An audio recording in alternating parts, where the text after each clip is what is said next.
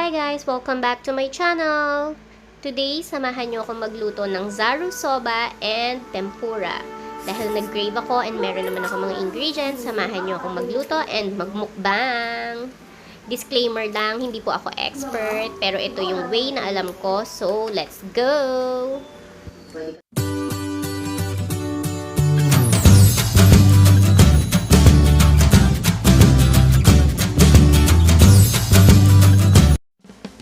Let's start! Ito na po ang ating mga ingredients. Simple lang siya and makikita siya sa mga Japanese grocery. This is dried wakame or seaweed. And this is the scallion. Chinap ko lang siya ng maliliit. And we have tsuyu. Yan, nakalagay naman dyan kung ano yung paggagamitan mo. Kagaya niyan, zaru soba. Nakalagay sa kanya, yung suyu niya is 1 and then 3 na mizu. Kasi masyado siyang matapang, masyado siyang maalat. And next we have the soba. Yan, nakita ko lang to sa mga sa SM grocery meron yan. And this is the wasabi. Let's start cooking!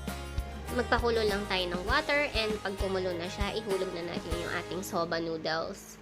Sa packaging niya nakalagay 5 minutes, pero ako kasi gusto ko sa noodles medyo matigas-tigas pa.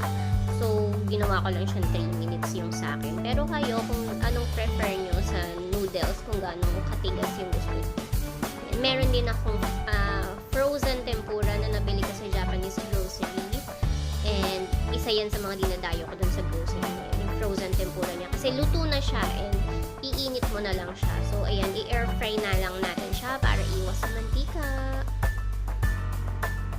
Ayan, set na natin. Mabilis lang siya.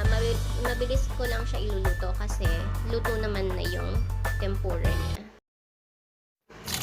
And pag okay na yung noodles, ayon sa texture na gusto nyo, banlawan nyo lang siya, hugasan nyo lang siya sa running water para matanggal yung init niya. Kasi zaru soba ay malamig talaga siya. Kailangan malamig. Perfect siya for summer. Actually, yung iba nga habang hinuhugasan may yelo pa. Kaya lang wala akong ice today, so running water na lang tayo para matigil yung cooking niya. Rinse.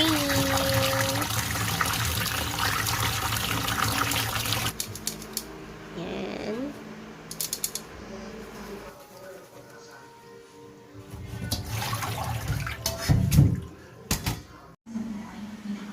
Iintay natin ang tempura. Gawin na natin ang sauce. Yan, nakalagay dito zaru. Pag zaru soba, ang tsuyu is ichi misu san. So, ito yung nakuha kong pangtakal. Jigger. Let's do it. Okay, i-mix na natin ang ating tsuyu and water. Ayan, nakalagay dyan. Depende kasi yun sa mabibili yung tsuyu. Kasi minsan iba-iba yung kanilang tapang. Kaya, ayan. Pero yan, nakalagay. Make sure na i-check nyo yung mabibili nyo. Diyan kasi nakalagay, pag zaru soba ang lulutuin mo, 3 na tsuyu, and 3 water. Yan. Since wala akong malamig na water ang ginamit ko. Cold water yung nilagay ko kasi wala akong ice. Yung iba kasi naglalagay pa nga ng ice dyan sa pinaka-sauce ng zaru soba. Ayan. I think okay na tong ating air-fried tempura. Look at the color. Baligtarin muna pala natin siya kasi yung other side naman. Another 5 minutes ko lang yung other side para kasi medyo luto naman na siya pero I want it to be crispy kasi.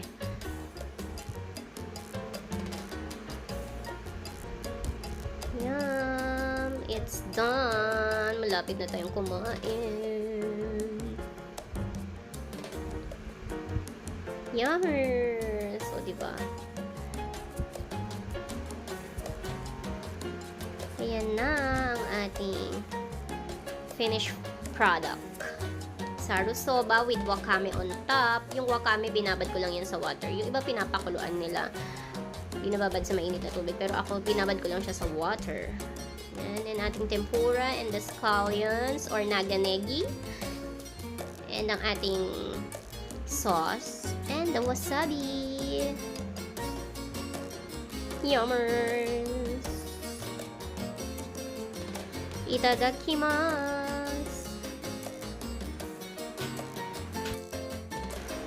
And syempre, bago tayo mag-start, i-mix muna natin yung ating naganegi or scallion dun sa ating sauce. Lagay na natin siya. And ang ating wasabi.